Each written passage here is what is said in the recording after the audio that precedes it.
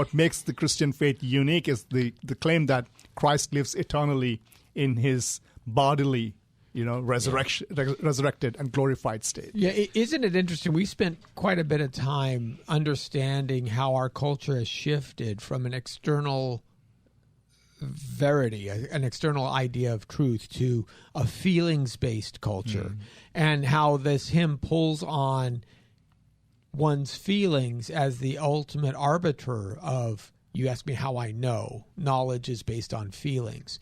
Whereas Christianity has always been separate from all other faith traditions in the fact that it's historical first. The resurrection has to be something that happens in history. It has to be something that has a real world location. It's not, Krishna coming down at some unspecified past and doing some things with some kind of mythical people that don't get anchored in history. It is a specific place, a specific time with real people in real history, and that can't be questioned. And that's actually where a lot of people have tried to attack the faith. In fact, what I've noticed, and there's been, it's interesting how once every 2 or 3 decades, a book comes out by an individual who comes to the realization, all I need to do to make Christianity topple, the weak point, the thread upon which Christianity hangs, is this resurrection thing.